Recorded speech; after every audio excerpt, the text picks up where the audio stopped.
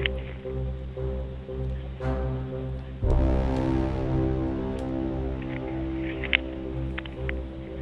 have an unidentified flying object. I'm Jack Oswald, and you're listening. This is Mr. Hammer, and you're listening to... I'm Richard C. Hoagland, and you're listening to... I'm Art Bell, and you're listening to Dr. J Radio Live. We have an unidentified flying object.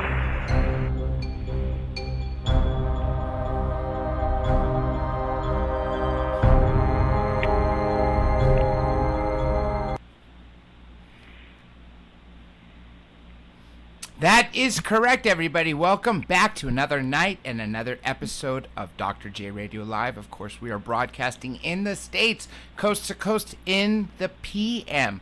But as you know, we are truly an international show. And right off the bat, we have my co-host in London, Johnny Webb, where it happens to be 3 a.m. Greenwich Mean Time.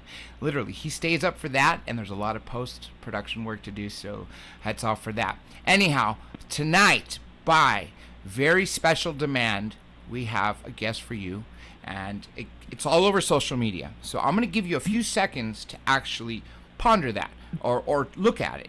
And I'm pretty sure you already know. And I'm going to give you a few clues. He started revealing some of the most important secrets to mankind that was happening in our backyard, specifically in Nevada, and then opening the door to so much more. He also holds, I believe every single record there is. Yes, that's right. Every single record there is license of the FAA, and has 17 speed world records that I know of. Again, he's going to correct me in a second, but that's enough for you guys to know, because you know the rest, as you're going to find out from the one and only, as you brought him back, you, the listener. We have Mr. John Lear. John, how you doing, my friend? Pretty good, Doctor. Everything's going fine. You know, not too long ago, this is crazy. Out of the several years I've been broadcasting, it's actually 5 coming on 6, right? And that doesn't involve the time I've been researching, because that goes back to, the mid-'80s. But the point is since I've been broadcasting, there have only been a handful of times that we were knocked off from what the listeners can say. And one of those times happened to be when a United States senator who is now retired, but had literally, I believe, 20 some years in that arena, but literally 50 years total of, federal government work, from congressman to senator, and then of course state government work. I take that back too, both combined. And he talked about election rigging. Now that is something we've all talked about, especially in 2000, what happened. That was like a blatant thing. How can the president who won, don't get me wrong, I'm not saying it was things didn't get fixed. I'm not trying to be partisan, but isn't it ironic when the president's brother runs that state? So he's the one who's actually doing the recount. But nonetheless, he talked about election rigging. We were cut off air. So thinking this is the right time, I wanted to ask you, Mr. Lear, what do you think about election rigging and the process? About what? Election rigging. Well, it goes on, but what are we going to do about it? Exactly. We have something that's, we're not in control of. Something's absolutely got us. Wouldn't you say so? Yeah. Okay, so let's actually go back to the olden days, the glory days, in the sense that I remember seeing videos, when they came out, lectures from you from 89, 90, 91. I believe it was 89. It might have been 90, 91, 92, and then, of course, some other documentaries. Talk to me about, what motivated you to go to that, and on top of that, who you may have considered maybe a mentor, if any? What is your question? You want to know what? I'm basically asking about Bob Lazar. How you got started, and what was your influence? Any other names aside from Bob Lazar? Oh, well, in 1985, I kind of had a passing interest in UFOs, but I didn't think there was anything to it. And I backed that up with a letter that goes around the internet to John Andrews, who was then Senior Vice President of I think it was Revell or one of the model making companies, and he was trying to convince me it was real. So in 1985, there was a reunion here in Las Vegas of the Southeast Asia pilots, and I ran into a guy, trying to think of his name here. He, after Southeast Asia, he went back in the Air Force, and he was flying A-10s, and happened to be based in Bentwaters Air Force Base in England. So I said, "Oh, Bentwaters, that's where that flying saucer supposedly landed in 1980." And he says, "No, not supposedly, John. It did. I didn't see it because I was confined to quarters, but I know the guys who did." And I said, "You mean this stuff is real?" And he said, "Yeah, as far as I know." So that's what kind of kicked it off and got me going. Hey, well, if he says it's real, then I better start looking around. And you have. You've actually done a lot of digging up that other people wouldn't have found. You've actually found out that we have been working on crash saucers or retrieved or traded, whatever you want to call it, for a long, long time, even before 47, right? Right, and as back as far as the middle 30s, when we recovered some of the first UFOs. And one of my good buddies, Len Stringfield, who's no longer alive, wrote 4 or 5 books, not books but pamphlets, about all the stories that he'd heard. And I tried to follow those up, the ones that I could, and find out even more. I'm actually going to go ahead and ask this first one of the questions because I feel bad this person's been waiting and they rewrote it. Okay, Adam out there, thank you for calling or writing from Scranton, Pennsylvania. Mr. Lear, can you tell us about the Dulce Wars? About the what? Dulce. Yeah. Dulce, New Mexico, I'm assuming, obviously. All that started when I was invited to a get-together, meeting, conference, of the top UFO people. I think there was 8 of us.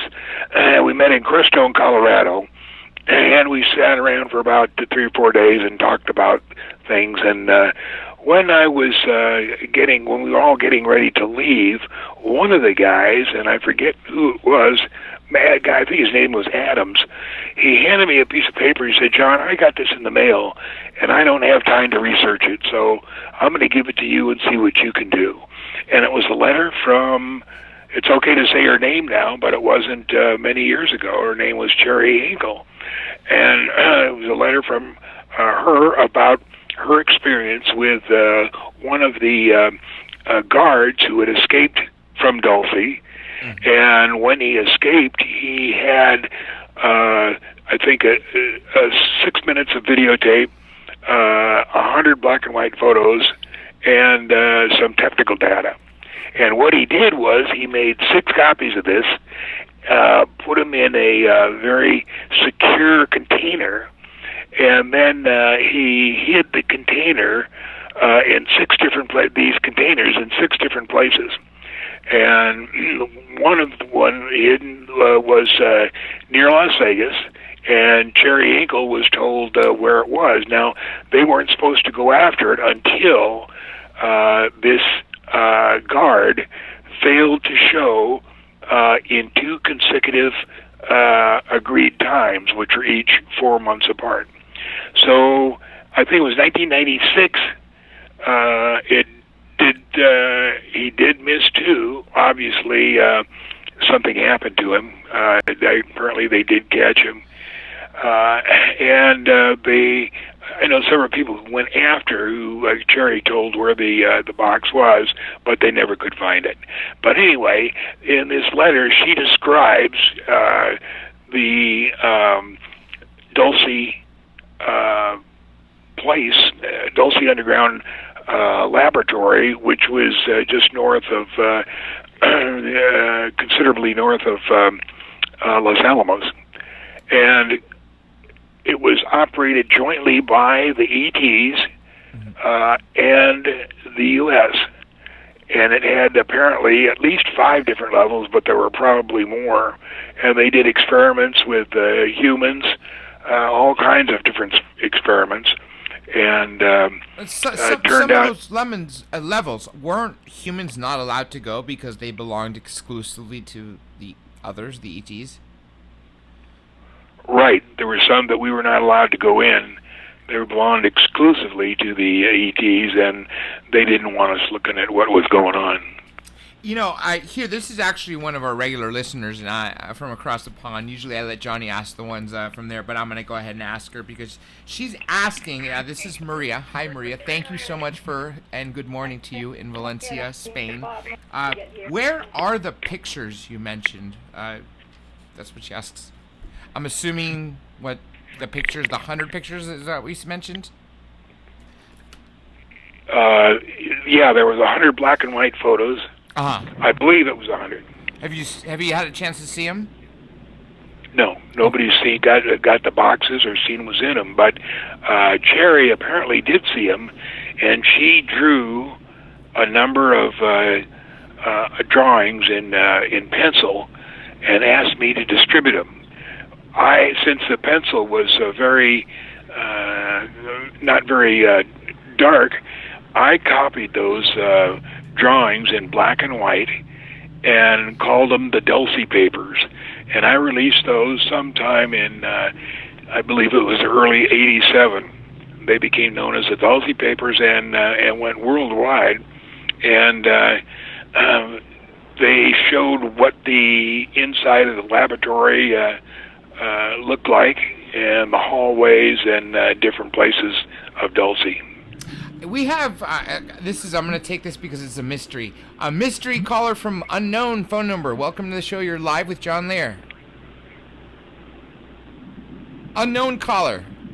You just listening? You muted? Okay, we'll move past that. All right. Anyhow, let's go back to actually the ETs amongst us, because one of the things that I actually said before you even started the show was I was asked to ask you about Dan Burrish, so that might lead into, I guess, ETs amongst us, because those are two totally different topics. What do you think about Dan Burrish, actually, who allegedly worked at S4, right? That's correct. And at first I did believe all his stuff. He's very knowledgeable. But now I'm not so sure, because the stories later became so convoluted and tied up with this alien called the J-Rod, which became really increasingly dumb stories, particularly from S4. Apparently, the government tried to come up with an idea that the public would buy on ETs, and showing them that they were actually equal to us or a little bit under, and they were coming to us for help. And in this case, the first story was that they came to us, that they were allegedly on the backside of a bell-shaped evolutionary curve, and they came to us to see if we could help them continue their race. Well, of course, that's total BS. The aliens made us in the first place, and then they tried to tell us that the J-Rod was actually what was found in the saucers in 1947, but it was completely different. They dressed him up in regular clothes, suit and tie, had him talking to people around a conference table at S4, and there's a picture of him getting into the cockpit of an A-10, and then, of course, the last picture or the last story we heard is that we was taken to Egypt and put in some kind of a vehicle, and he was racing by the pyramids and apparently disappeared and went back to his home. Now, this is just so much BS. I don't know if the government sits around and tries to figure this stuff out. I know what their objective is. Their objective is that to prove that we are actually either equal to or maybe a little ahead of any aliens that come to Earth, and this is just absolutely insanely stupid. And people that could go hundreds of billions of miles to visit us and ask for help on anything. It's true. And if you think about it, too, that it's disinformation. What a better way to have disinformation than putting truth surrounded by, falsities, a small piece of it, or the other way around, making a big false story and surrounding it with the small pieces of truth. That's, a known tactic, right? But we can get to that. But first, there's this caller that's been waiting, and I'm going to, go ahead and bring him in. Area code 831, welcome back. Yo, so how's it going, Dr. Good. J? Right on. You're live on the air with John Lear. Cool. John, I recently read all the work of Dr. Carla Turner. I know it's, decades old now, but she brings up the spiritual component with regards to the alien abduction phenomenon. She even brings up these black boxes and has so many details about such. So I'm thinking, what do you think, after all the knowledge that you have and everything that you've learned and what you know, the spiritual component to the abduction phenomenon? What is it all about? I couldn't hear anything that he said. Can you pass that on, Doctor? 831. I didn't get your name, by the way. Can you speak up for Mr. Lear? Yes. Nano. My name's Nano. Nano. Okay, because I thought it was part of it. Nonetheless, go on. Can you speak up, though? He wasn't able to hear you the first time. Yeah, brother. I've been reading the work of Dr. Carla Turner. She talks about the spiritual component to the abduction phenomenon. It's quite frightening, actually, what she says. She says that they're very much interested in our souls, and she talks about soul harvesting and such. It's all very frightening. But I'm very curious what you think about the spiritual component to the abduction phenomenon. Did you get that, Mr. Lear? He was asking about the spiritual component about abductions. Well, when man is born, or actually after they're born, they are outfitted with a soul, and that soul lasts forever. You and I have both lived hundreds of lives before, and the reason we're on Earth today is we have made some kind of mistakes which we have to rectify, because when we graduate from Earth, and Earth is actually a prison planet, when we graduate and we go to the next dimension, the fourth dimension, we have to prove that we're worthy of living without envy, hate, or greed, and with what was the word I'm looking for? Envy, hate, greed, and of course you want to live with love and integrity. Integrity, and we live with integrity and without envy, hate, or greed. And so when we learn to live our lives with those precepts, then we can graduate and we go to heaven.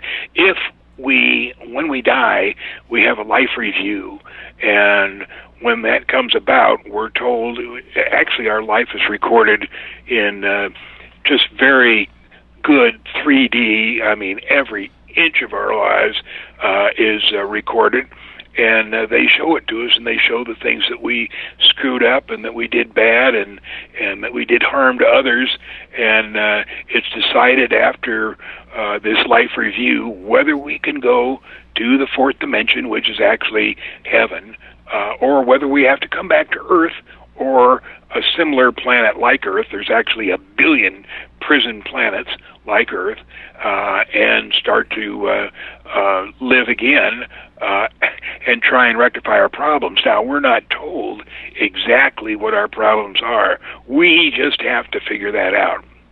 You actually just solved a couple of people's actually question about the spirits, but I'm going to give you the soul. I meant that's what people were actually asking. But we have a few questions that have been waiting, and I think they should ask. Now, no, I'm going to give you another chance. Let's ask these two questions, but if you could please speak up so Mr. Lear can hear you. So let's get through first. This is, he goes by @DonDanell, asks, has Mr. Lear had any UFO experiences or sightings? If so, where and when?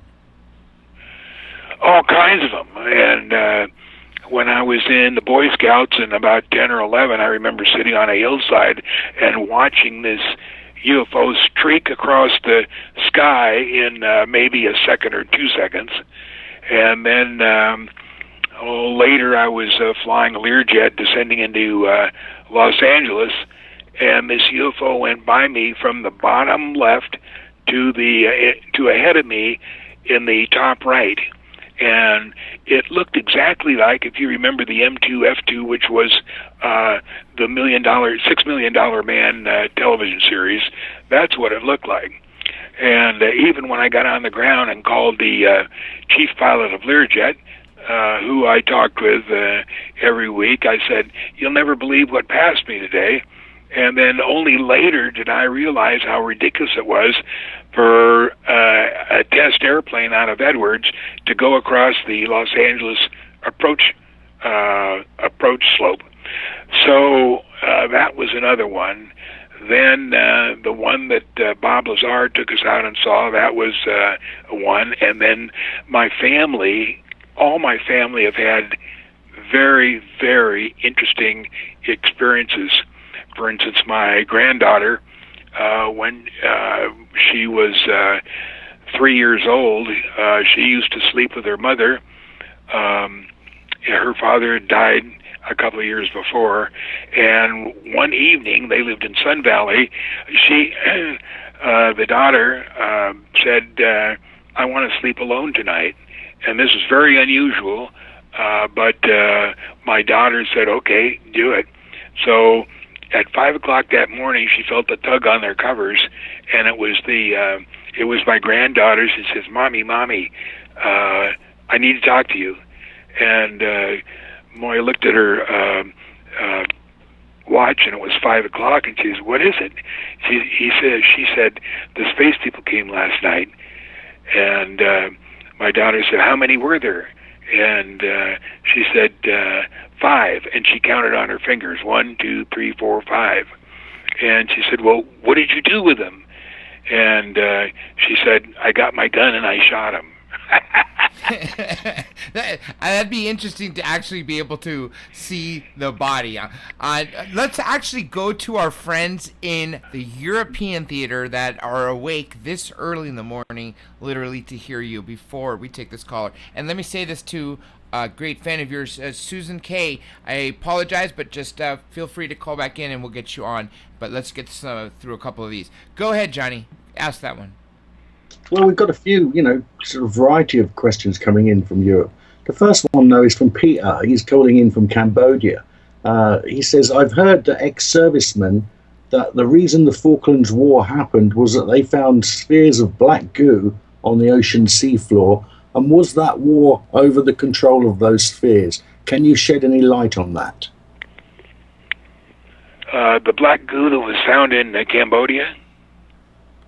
No, it was the black goo, he says, was found in the Falkland Islands, and that was the sort of psyops, if I understand it. But he says that in this black goo, they found spheres of black goo on the ocean seafloor, and that the war was over the control of those spheres.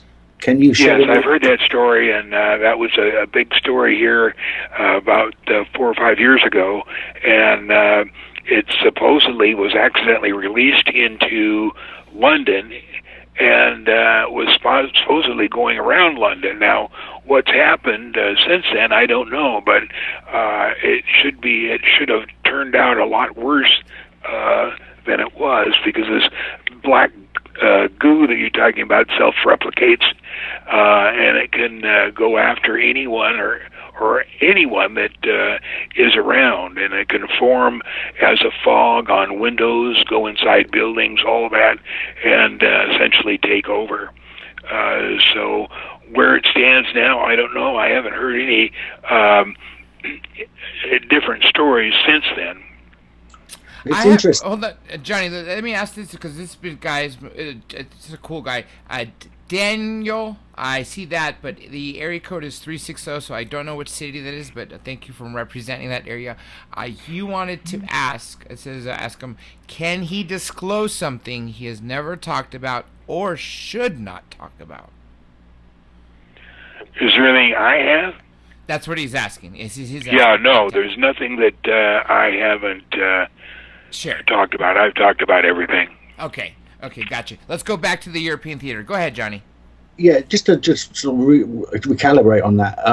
John Lear, you mentioned that this black goo was a dangerous substance to humans, and it was around in England.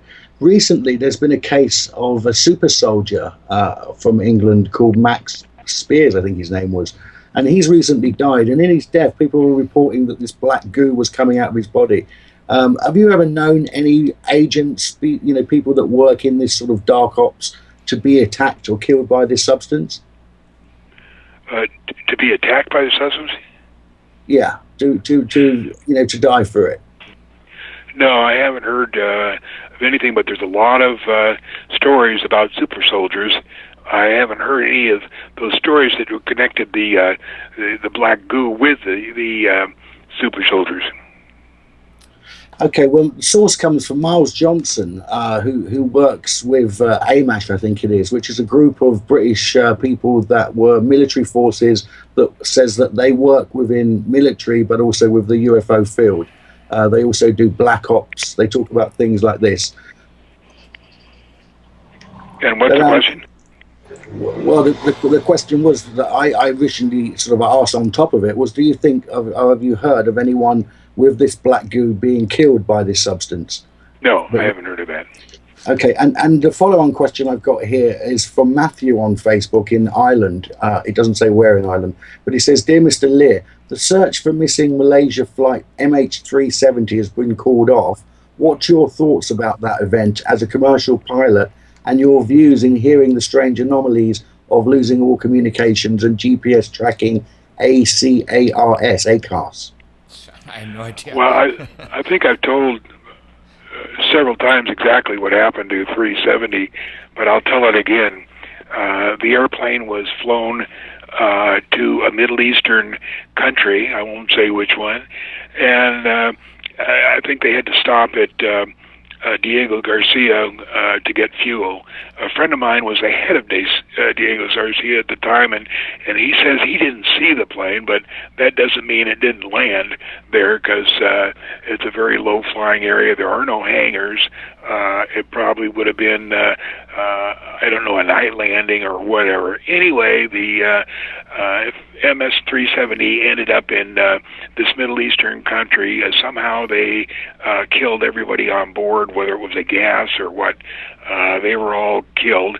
The airplane was then outfitted with fly-by-wire so that it could be flown by a jet flying next to it or very close to it, and controlling the left, right, up, down gear and all the throttles and everything it needed to do. So about 3 weeks later, another MH, I think, what was it, 217, was fabricated to take off.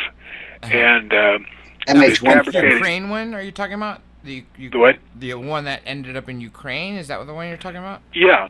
Now, the one that took off from Amsterdam was fabricated, and 370 was flown from this Middle East country by two jets, one on either side of its wing, of its fuselage, and it was flown up to the alleged flight plan of the other 217. There was no 217, but 370 took its place.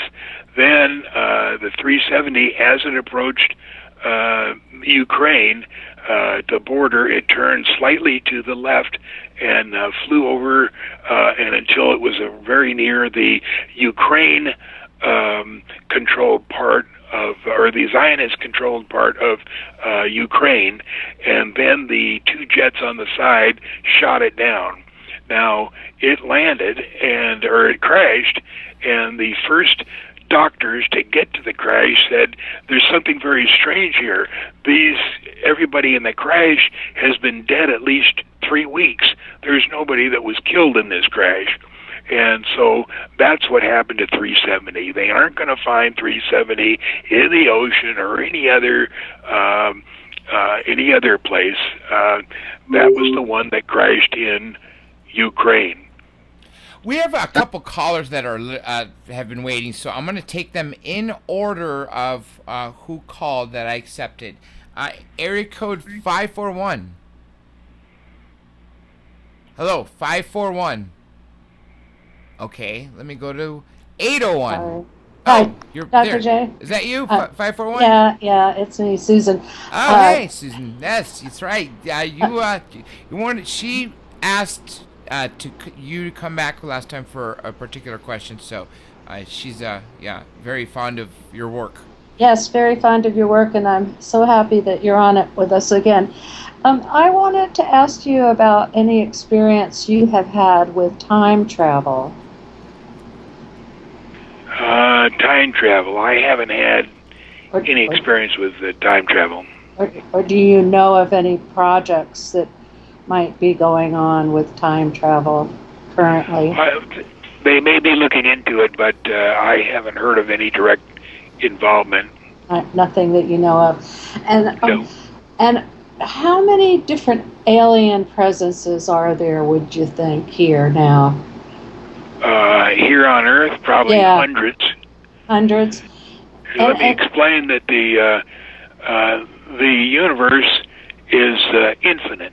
There is no distance like NASA would like to tell us that it's 19 billion light years in distance. It's not. It's infinite. So the number of aliens are billions upon billions upon billions all over, and it's just huge. And we get the souls placed in us at the beginning of our lifetime, and those souls stay there forever.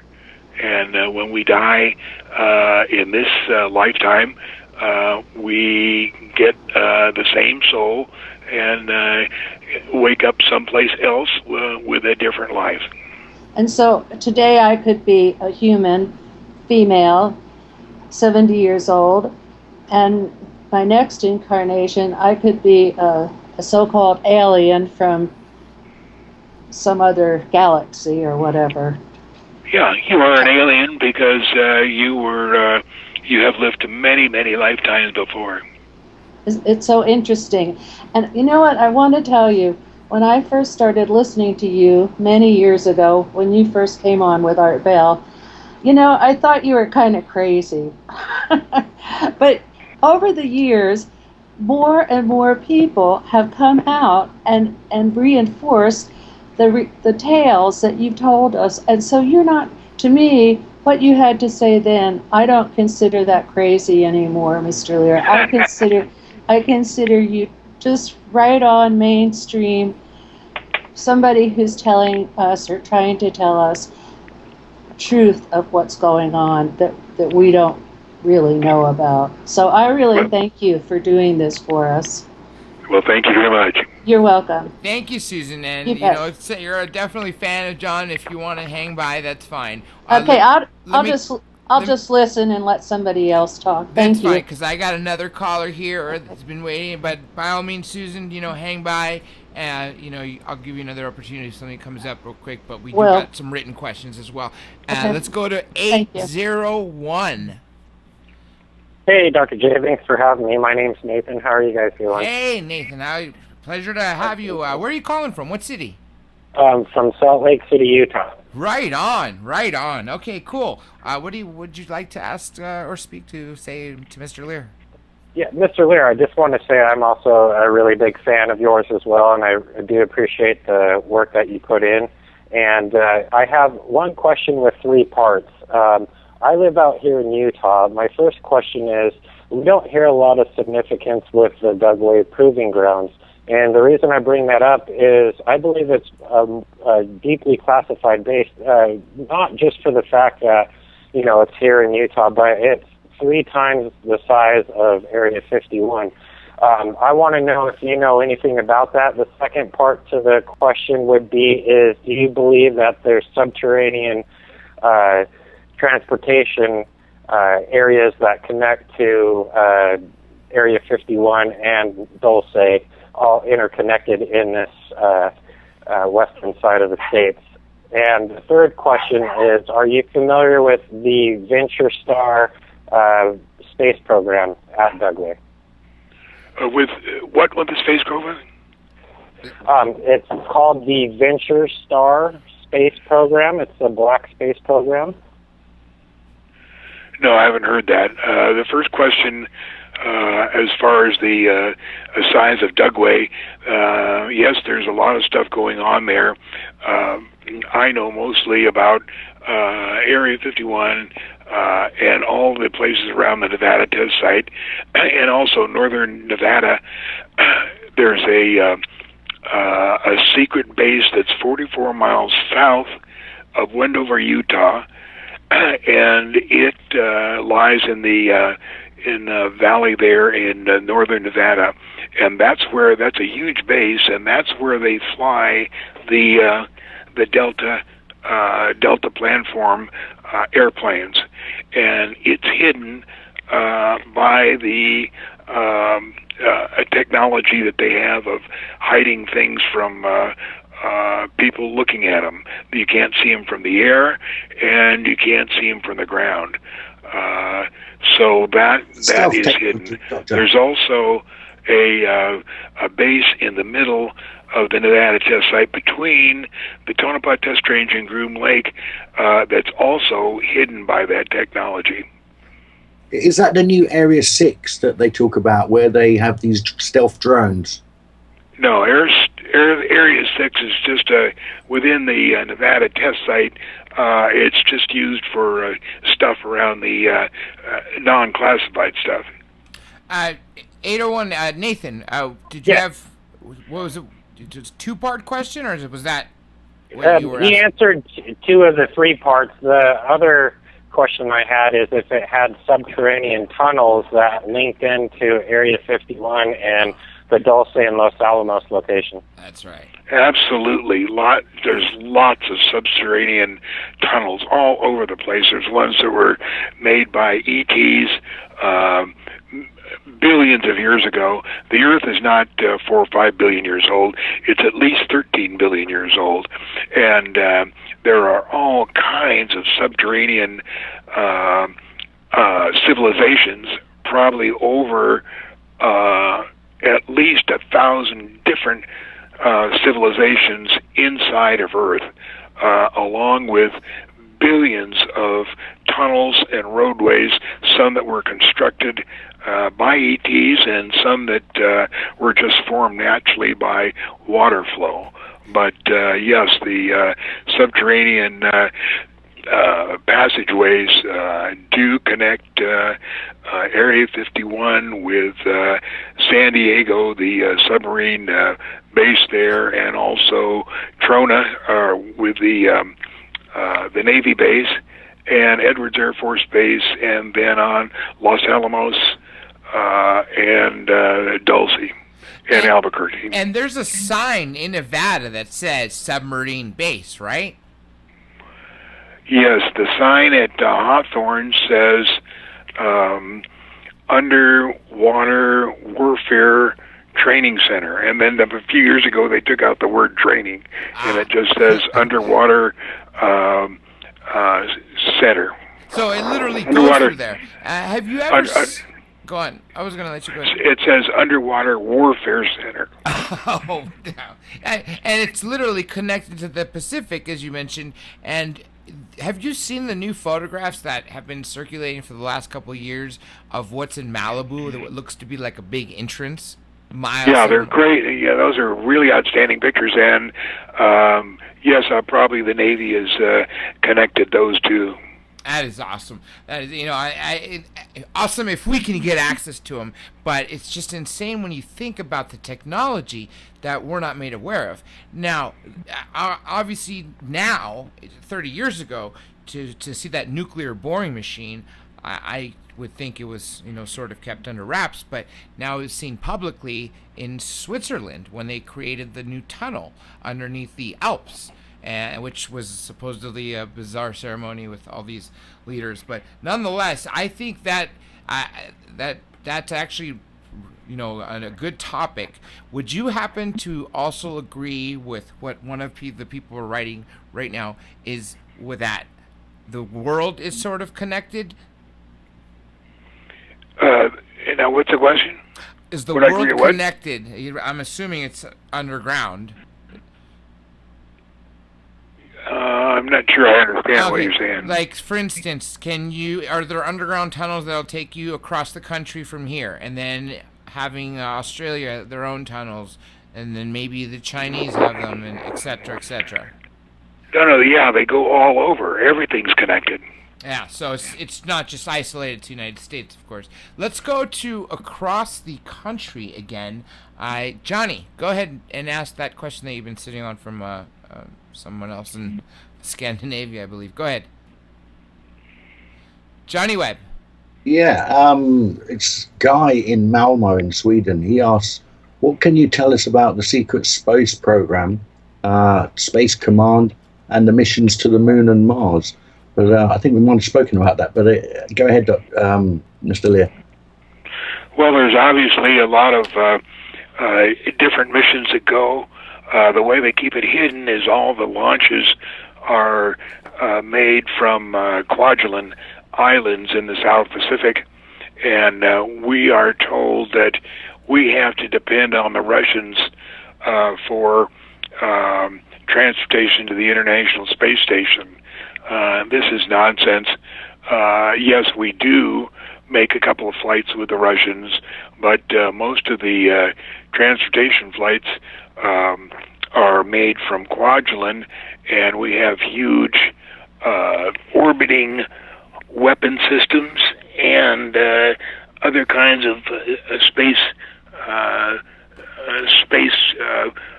weapons and space technology up there.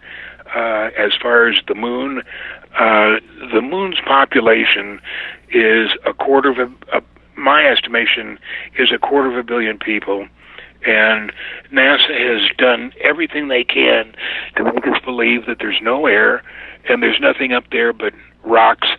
And one of the alleged Apollo people said, Apollo astronaut said that it was just like sandstone or something like that.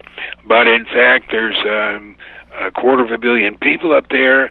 They have a lot of crops that they grow and they trade.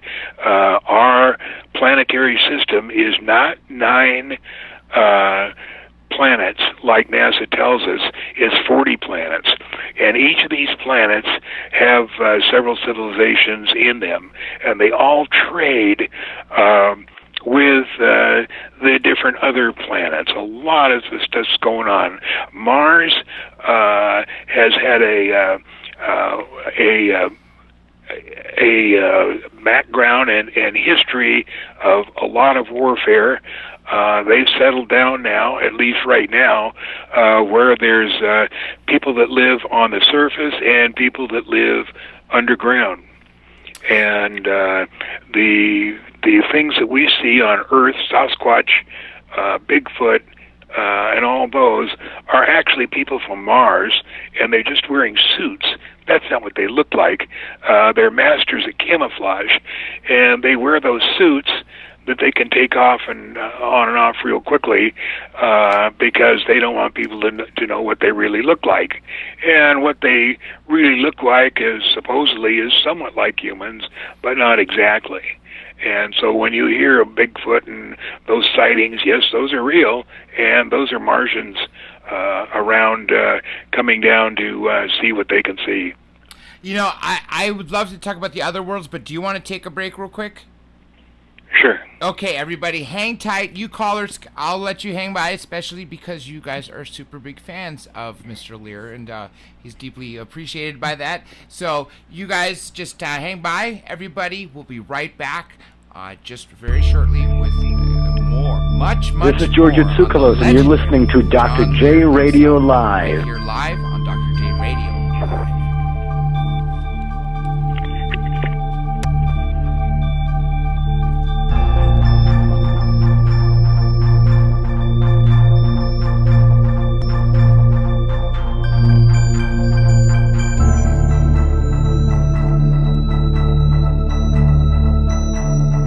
Hi, I'm Linda Moulton Howe, reporter and editor of EarthFiles.com, and I'm listening to Dr. J Radio Live.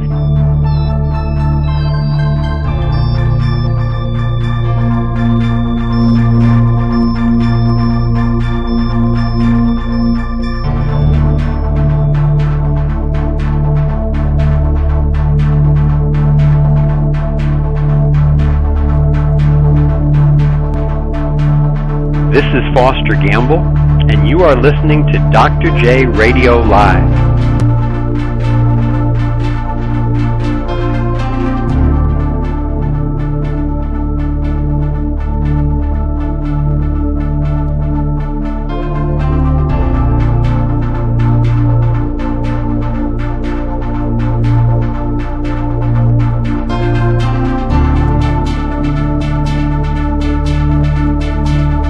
I'm Nick Pope, and you're listening to Dr. J Radio Live.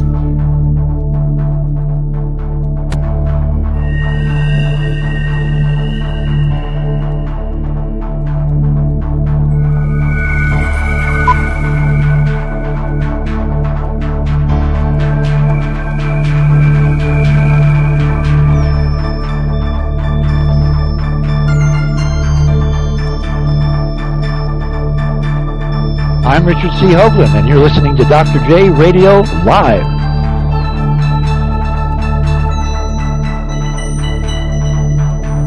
Torpedo impact now, 40 seconds.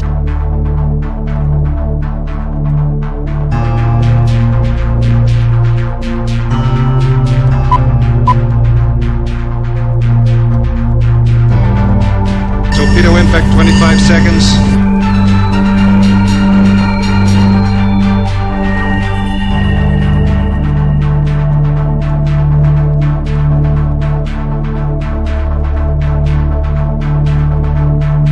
Stand by.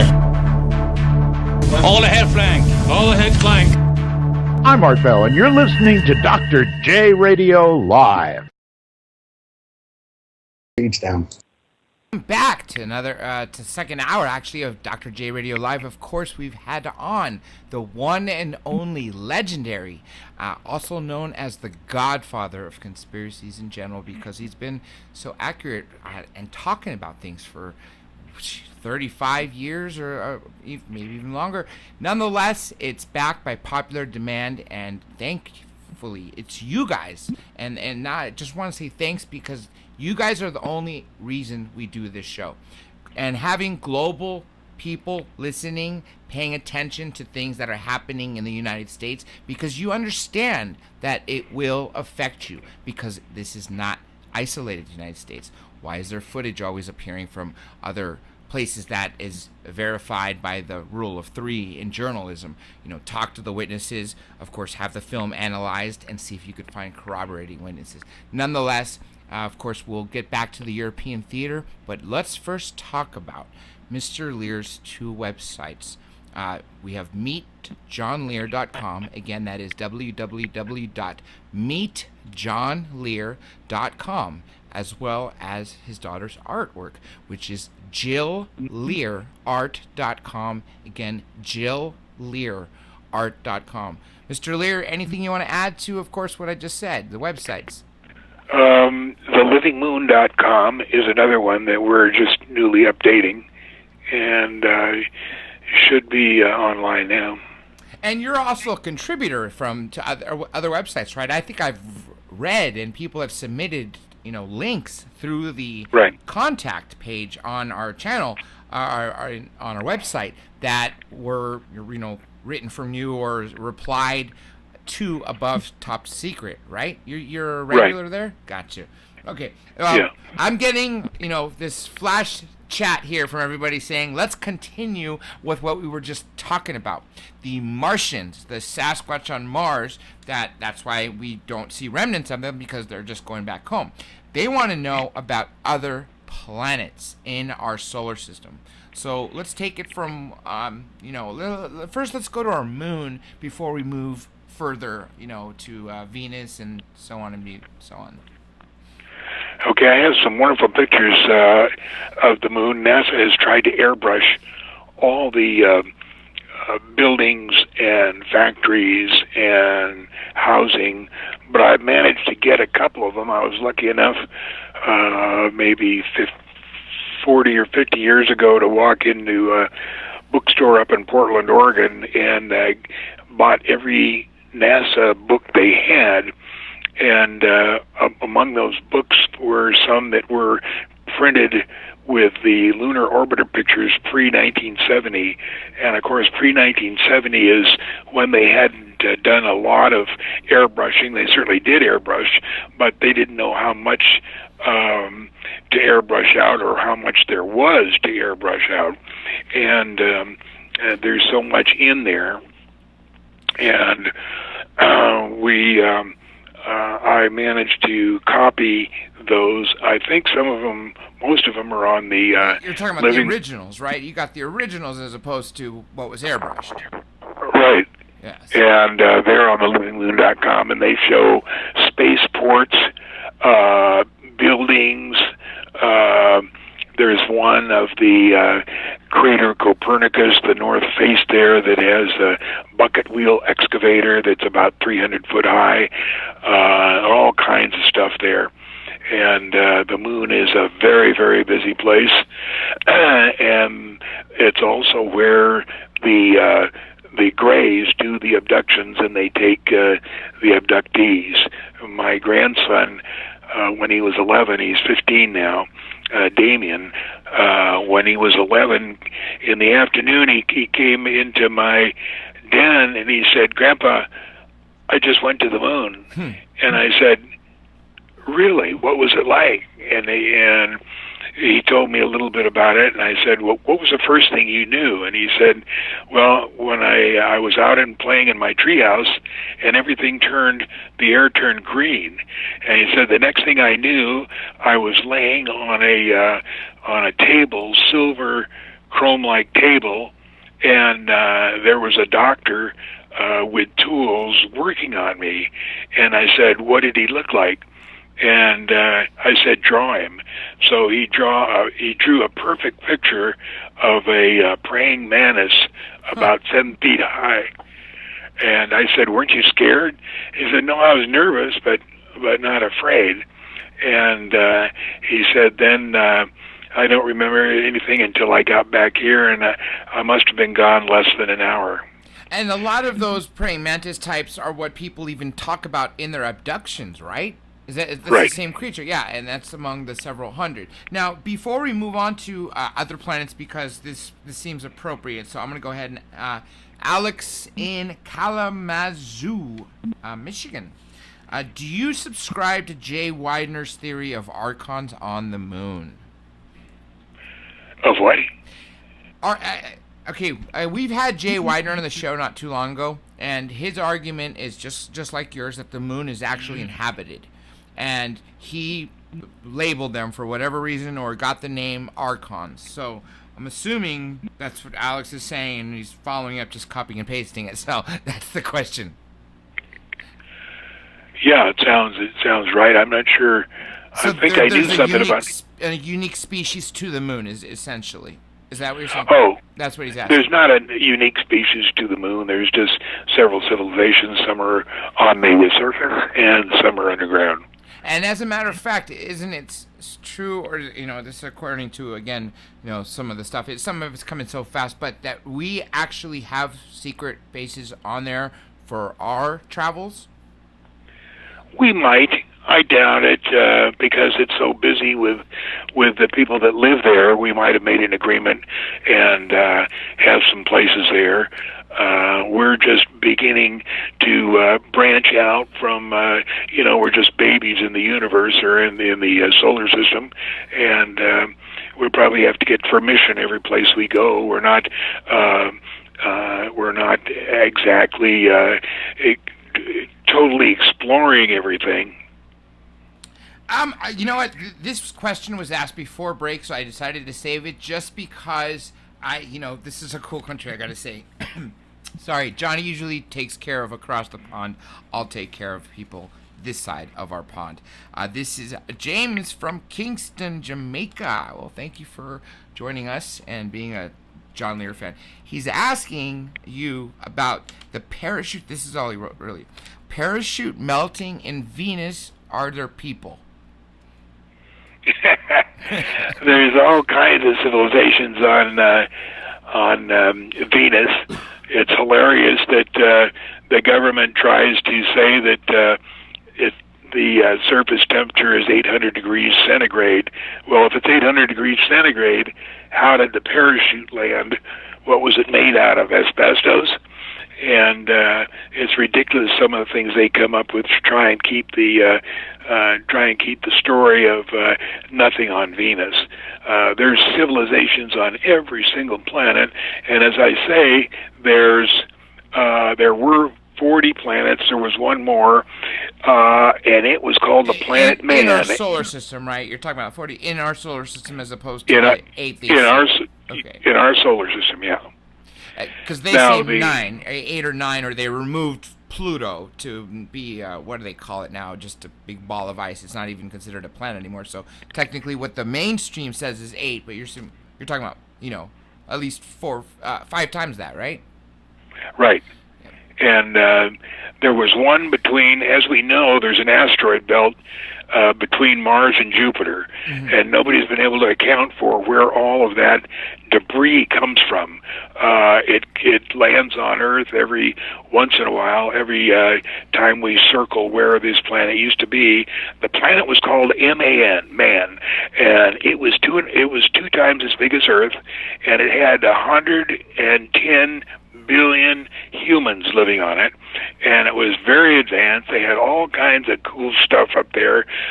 They had a great big hole in the center of Man, and a big piece of quartz that extended thousands of feet in the air all the way through the planet, and that would allow sunlight to be captured to every single part of the planet, including all of the stuff that was inside the planet.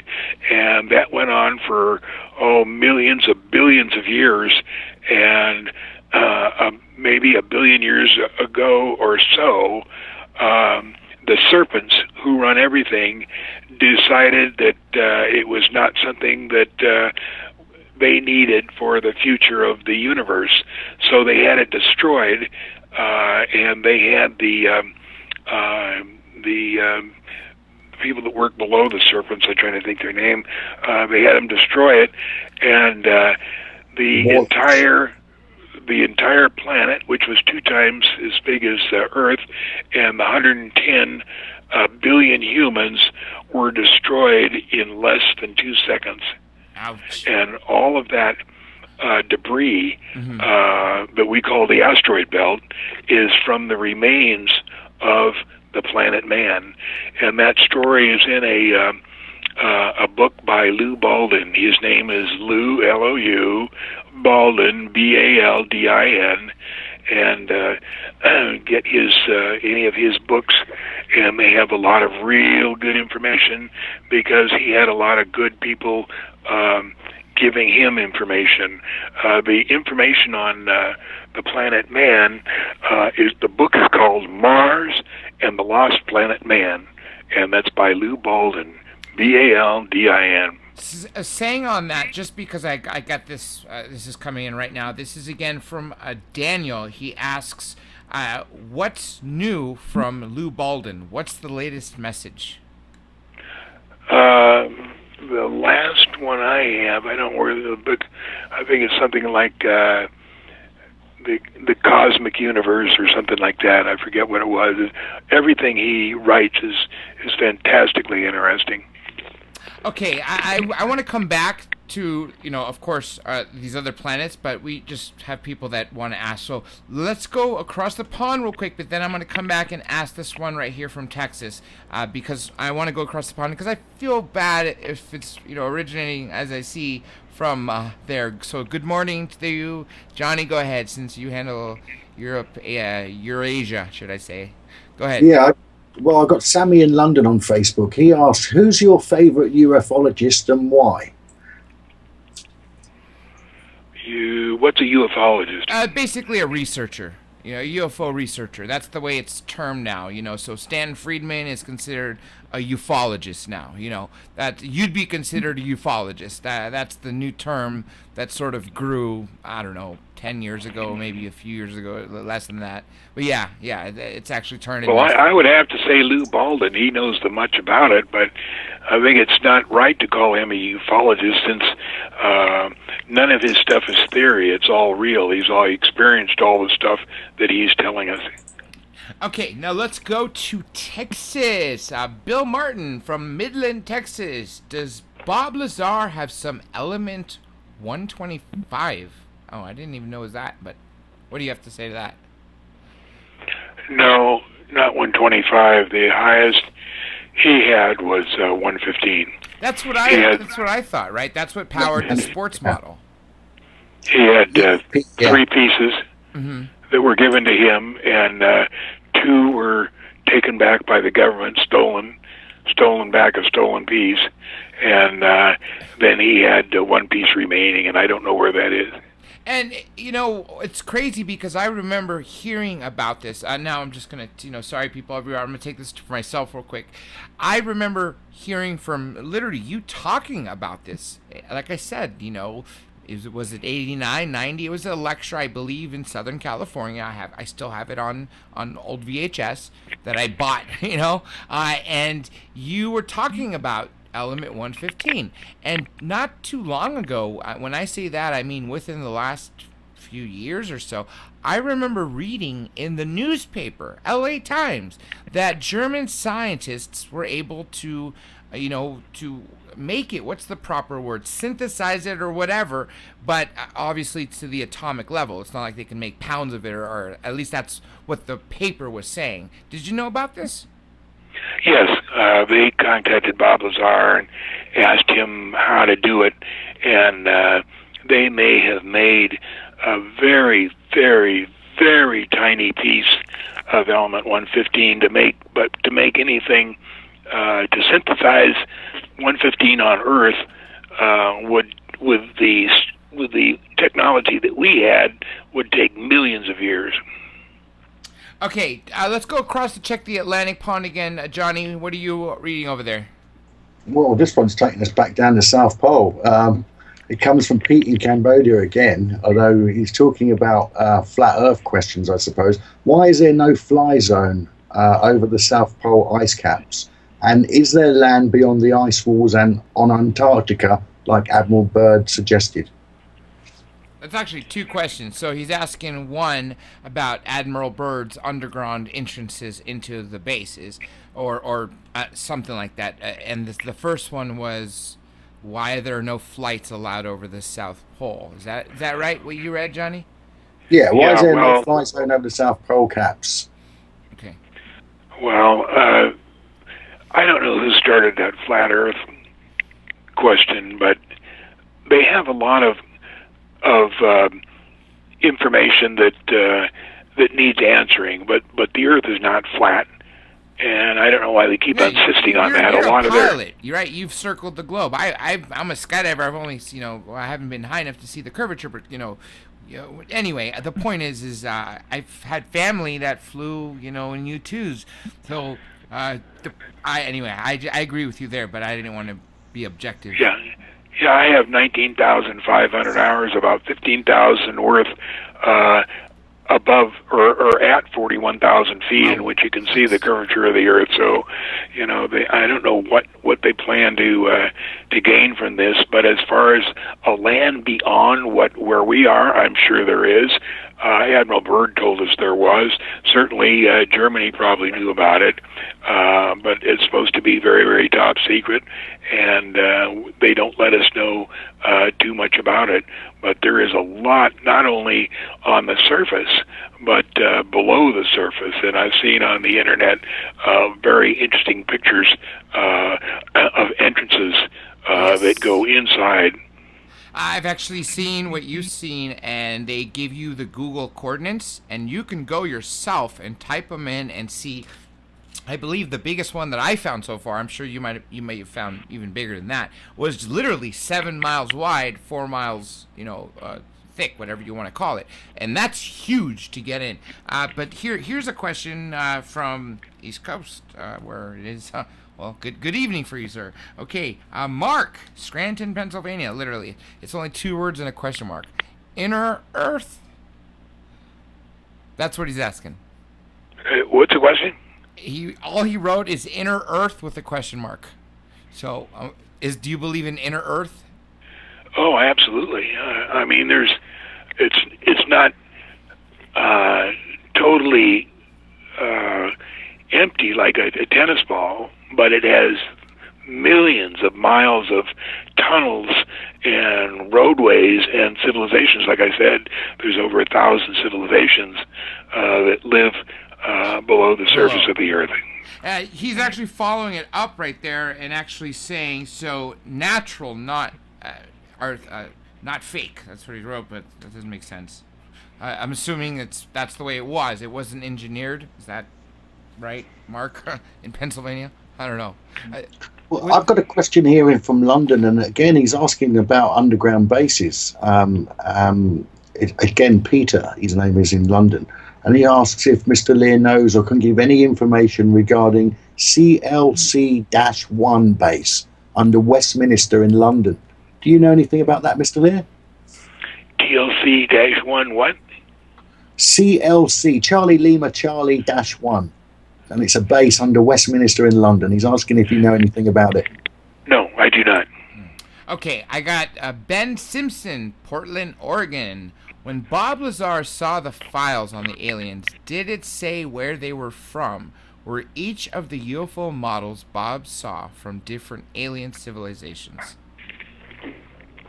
No, it did not say where they were from. And the aliens that he saw were the synthetic hybernetics. They were robots almost, but they're biological robots, right? Right, they were biological robots. So that they don't have the souls, because there was actually a guest not too long ago who talked about and I think you've actually referred to it or talked about even about the fact that they want souls because they're not made with souls, and that's what all they are sentries or slaves in some way, right? That's correct. Yeah, and anybody can use them. In other words, the bad guys can use them, and the good guys can use them.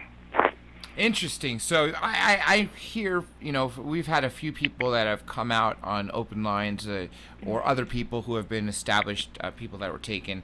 I'm not talking about just Travis Walton. We've had several others. Of course, he was, comes on every so often to tell a story or whatever's news come out. But a lot of people, within ufology, my favorite, or within the study of UFOs and all that, my favorite topics have always been crash and retrieval and alien abduction or contact, because if you're a contactee or an abductee, you're the one that's actually seeing what they how they interact with each other, what the inside of the ship looks like, and so on and so forth. But they say, a lot of people, that there'll be multiple species on board. So, for instance, the little grays or the robots, like you mentioned, then there'll be a tall one that's sort of in charge, but then they say the grasshopper one is the surgeon, and there'll be a reptilian there sort of too, and a human-looking alien at the same time. Right? I've heard that. That's correct. That's correct. Let's talk about some of these other species, because that was something that's been asked before the show even began, but I didn't want to, go off topic from what you were saying. But can you describe some of the other main species other than the grays, the reptilians, the human-lookings, and the Bigfoots, and the grasshoppers? Do you know any? No, I have pictures of them, but it's pretty hard to describe, and they're very, very different. And to think about in our universe, or not in our universe, in our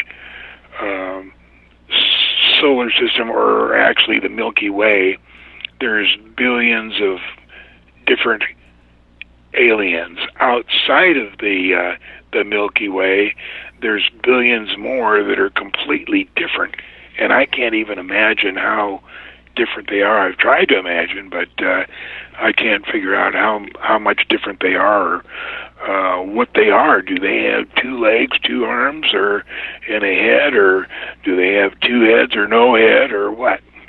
Or being something completely different, you know. I was actually shown an image, and it's insane. It sort of looks partially like the War of the Worlds, you know, with all the tentacles, but it's biological, and it's not a picture. It's a rendition, and that's just mind-boggling, because then if you think about that, then that expands the scope of bipedals to so many other things, right? Wouldn't you agree? Yeah. Yeah. Yeah. Okay, let's go check with the Atlantic, of course, Eurasia and Australia. Go ahead, Johnny. What you got? Well, I've got Suleiman in Daliman in Turkey. He wants to know, what's your take of the ISS, the International Space Station? Is it possible to set up a mock International Space Station inside a vomit comet? A vomit comet? What's a vomit comet? The vomit comet was the Convair 880 that was used to train astronauts, give them 0G for 30 seconds or so. But now, what was the question? Is it possible to set up a mock ISI space station inside a vomit comet? To fake one, yeah. Maybe like a studio. Is that what? No. It's just the size of a regular airliner. There's not much that you can put in except a row of 6 seats. You know, that's it. Here's something interesting that was also been asked, but I didn't know where to fit it in. Okay, since I wanted to come back to planets, right? We never really talked about that beyond in the past, Mars, the Moon, and Venus. Aside from you telling about the 40 planets and the men, which was really, really interesting. And that makes perfect sense if you see the what do they call it? The belt, right? That floats around. But where was it? The point is what? Let's go back to here it is. There we go. Sorry, it gets buried in. People have to copy and paste it. Sorry, people. Just do it, and we'll get to it if you really want us to ask it. It says rings of Saturn, 1,000 miles long. Where did you get that? That's what it's asking. Norman Berggren wrote that book, The Rings of Saturn. You can get it at any of the bookstores. The price became outrageous. Yes. I think they were running about $300 or $400 a piece. Yes. But when I bought them, you know, they were $30 a piece. The Rings of Saturn shows Norman Berggren was very talented. He worked for the major space companies for 40 or 50 years. And when he retired in 1980, he got some of the Voyager pictures from NASA of Saturn, of the rings of Saturn, and found that there's huge spaceships in the rings of Saturn. And one was, I think, 30,000 miles long and 1,200 miles in diameter. Absolutely huge. And he has these enlarged and shows you where they are and how you can see them. You know, this is actually back to Tommy. I must attest to it. This is the one who wrote that. I must attest to what you said about the book. I actually got it after you said it. You've been on the show on the various networks over the years a few times, and when you first brought up that, I immediately after that show that night when I left the studio, I had to go find it online, and like you said, they were expensive, and I couldn't believe it. But get this, I was able to download it for free. I have the Ring Makers of Saturn on my iPhone, literally, and I could see those pictures, and I thought it was really cool. So I gotta say that. Fantastic. Yeah. Fantastic. Yeah. So everybody out there, you can get it. You don't have to spend all that money, and you can get it. So everything John has said is, right on top, and it's a brilliant photograph, I gotta say. Let's go again across the pond. Go ahead, Johnny. What do you got? Well, I've got Custis. He's on Facebook, but again, I can't work out where he is. Custis, his name is. Have you flown the Blackbird And what do you know of the new blackbird is the question. Ooh, interesting, because I was going to ask about the, SR-71 or A-12 ox cart before this, but go ahead. Yeah, no, I haven't flown it, but I've got to sit in it. And if there's a new one, I don't know too much about it, but there's definitely something that goes faster. There's a couple of pictures out, the ones that were taken over the North Sea, of a delta wing type craft that goes substantially faster, but I don't know too much about it. I think that plane, honestly, I thought was way cooler than, obviously, the Stealth. Obviously, the Stealth was better for them, but I can't believe the cost, what they said it cost, however many billions of dollars per each F-117, or B-2. Anyway, it was insane. I would like to ask John Lear. It's Johnny Webb in London, co-host of the show. What's your take, John Lear, on the TBR-3s, these triangle TR-3Bs, that's what the term is going around. Excuse me, yeah. Yeah, I don't know anything about it. We've had a really interesting case here. This is insane. I'm just going to tell you about it, and maybe if you want to comment on the type of craft. Preston Dennett, I'm sure you might have known him. He's been writing books since around the time you started out. He's written over 20, and literally it's exactly 20 at this point. He's working on his 21st. One of them was UFOs over Nevada, my favorite, because I'm in California, is UFOs over California. But nonetheless, he's a fantastic researcher in the sense that he also has been able to talk about a lot of the same things that you said. And so I guess one of the main things I want to say is crash and retrievals. When he showed me the UFOs over Nevada, and I went to that chapter, I was blown away at how many of those crash and retrievals there were in Nevada. I'm going to ask you that first because that has some relevance to the Catalina thing, but go ahead. What do you know about crash and retrievals in Nevada? Nothing. Okay. Well, anyway, it's an interesting book. I can set you up with I'll get you a copy afterwards off air.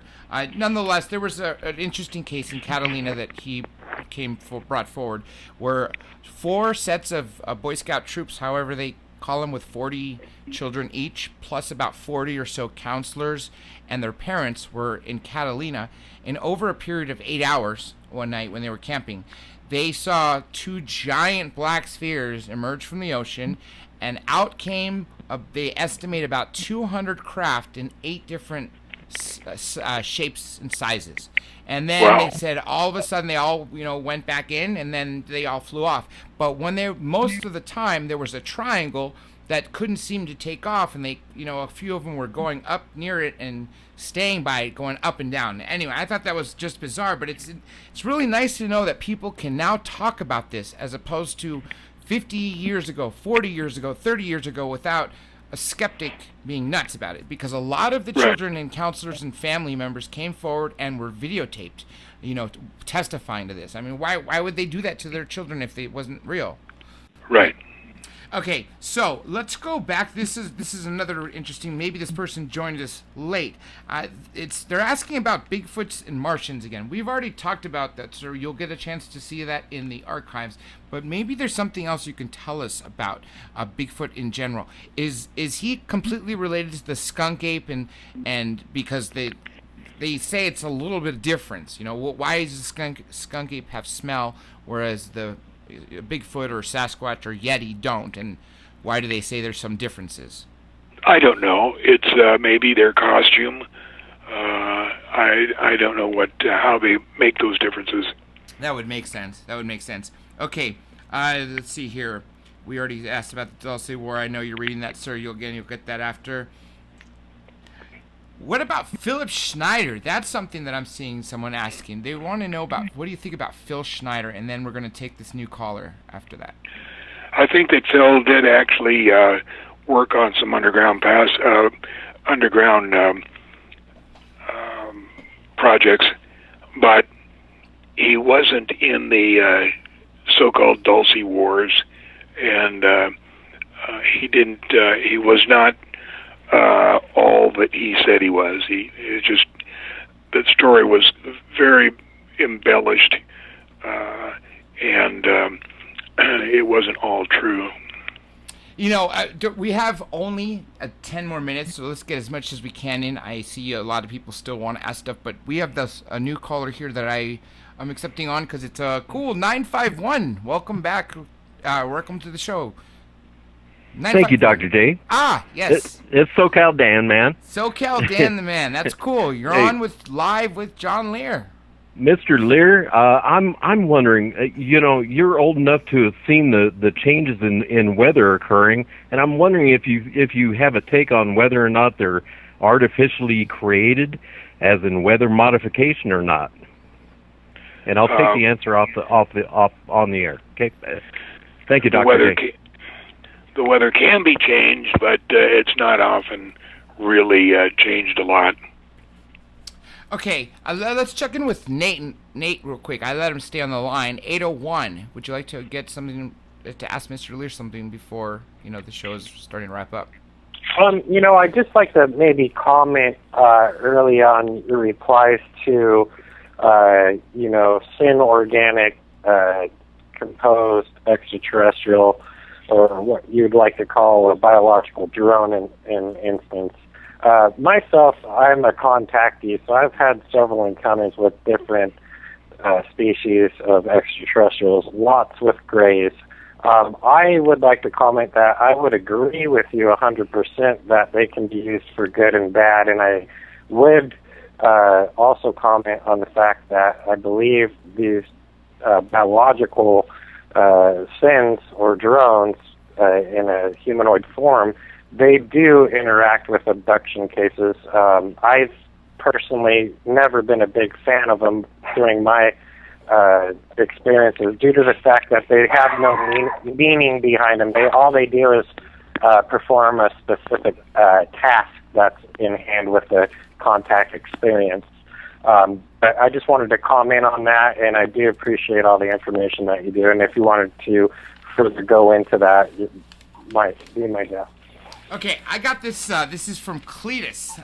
Cletus, thank you for joining us from Mobile, Alabama. Going back to what we were saying about space, Mr. Lear, it says, do people live on Jupiter's moon, Europa, and in Jupiter in general? Yes, they live everywhere, not only on the planets themselves, but all of the planets' moons. Okay, we're going to go across again the Atlantic Pond. Go ahead, Johnny. I got Paul in Shropshire in England says, what's your take on the recent crop circles of 2016? And I've got another one, which I think's a bit sort of on the bloodline, but I've got to put it on there. Trucks filmed in Nice, 86 dead, no blood on trucks. What's John Lear's take? I don't know too much about the crop circles, whether they're made by us or the ETs. We probably do have that kind of technology, but I really don't have any inside information on it. I have another question here. This is, don't worry, we're almost wrapping up here. And I do ask you, Mr. Lear, if you could please hang on until after we're done to talk to you after. Nonetheless, this is John Oliver, Novato, California. Did Bob Lazar ever say why the aliens are coming to Earth? I thought that's a good enough question. A really cool question to ask. What do you think? What do you say? Did he know? I don't think he said why. Mm-hmm. Some of the stuff that he said was fed to him by the insiders. For instance, they said that humans were the result of 64 corrections to make us what we are now, and that's not right. We were made in the beginning by the ATs. So as far as why they're coming here, one of the earlier stories was they were they were on the backside of an evolutionary curve, and they wanted help of us to extend their lifetimes, which was complete BS too. It's just stuff that the government makes up. You know, there's one more topic that people have been asking me, and I will regret it even though we're out of time. So maybe you could just briefly just touch on this, and then I'm going to ask you for a final statement before we wrap. Was 9/11 a false flag using the weapon that destroyed it? Yeah, we used, it's from the top levels of our government that did it, and what they used was a molecular disassociation weapon, which, when fired, it disassociates the molecular makeup of whatever's there. If it's aluminum, if it's steel, if it's concrete, it just disintegrates. That's why there was nothing left. Now, the first time they tried it, they only tried it at half power, and that was at Oklahoma, at the Murad building, and that's why. That's right. In the building, they found explosives taped to the things that were the poles. What are they called? The cement poles inside the building, right? The Murrah building. Is that what you're talking about? Yeah. Yeah. And then on 9/11, they tried it at full power, and that destroyed both the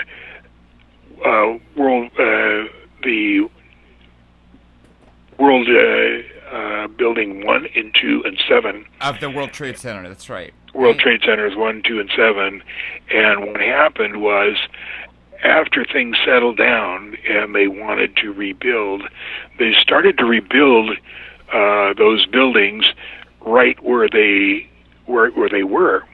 And what happened is, I think the first one was the Deutsche building, and when they started to build it, the next day it started disintegrating. And what they began to realize is, once they fired this thing, it wasn't self-stopping. It kept on going, no matter whether they had their finger on the trigger or not. And so what they had to do is put reflecting pools there at the exact positions of World Trade Center 1 and 2, and then build around it. And that's why those reflecting pools are there. They're there to stop or limit the disintegration aspects of the weapon. You know, unfortunately, we're out of time. Everybody, thank you so much. Mr. Lear, like I said, hang by for a second. Is there any final statement you'd like to give before I throw out your 3 websites again? Which, let me do it right now. We have, of course, meetjohnlear.com, right? JillLearArt.com and thelivingmoon.com, right? Right. And I want to remind everybody that the most important thing is to live your life with integrity and without envy, hate, or greed. And if you do that, you're going to get the experience of your lifetime. Now, you will get the experience of your lifetime anyway, eventually, because the soul goes on forever. But if you want it to happen a little quicker than the next million years, remember, live your life with integrity and without envy, hate, or greed. He is awesome in saying that, and honestly, thank you so much for saying that, Mr. Lear, because a lot of people have written exactly about you saying that last show. Again, I want to thank our guest, special guest, brought back by demand, and unfortunately, I'm sorry for all those people we didn't get a chance to ask a question. You know, hopefully next time we'll get him sooner, or it's up to him when he can come back, but we maybe can forward them. Nonetheless, just everybody, you'll get a chance to hear this whole show in its entirety. Don't forget that it is syndicated on terrestrial radio as well as 4 different networks, which I got to start thanking. First of all, JC, who runs Deep Program Radio Network in the United Kingdom. Also, Angel Espino in New York for running, of course, PSN Radio and carrying the show as well. Not to mention Ira Robinson and Michael Vara of Late Night in the Midlands for also syndicating this as well. And they are in Indiana. Not to mention right here where I am broadcasting from, the City of Angels, or Not So Angelic. Remember, everything is on the site. That is Dr. J Radio Live. One more time, drjradiolive.com. Remember, that's the only phrase you need to know. To catch the archives, just watch them free on YouTube, where we got cool footage from Jaime Maussan. Over 500 videos, really good stuff. And it's just for eye candy, so you can watch something while you hear John Lear. And again, it's youtube.com/Dr. J Radio Live. Same name for Instagram, Twitter, Flickr, Tumblr, Facebook, Google Plus, you name it. Slack, Pinterest. It's always Dr. J Radio Live. I also want to thank my team, and the most important people that need to be thanked are you, the listeners. Thank you for this global audience, and good morning to those of you who literally got up early or stayed awake late across the pond and joined us, and good evening to those of you in the United States.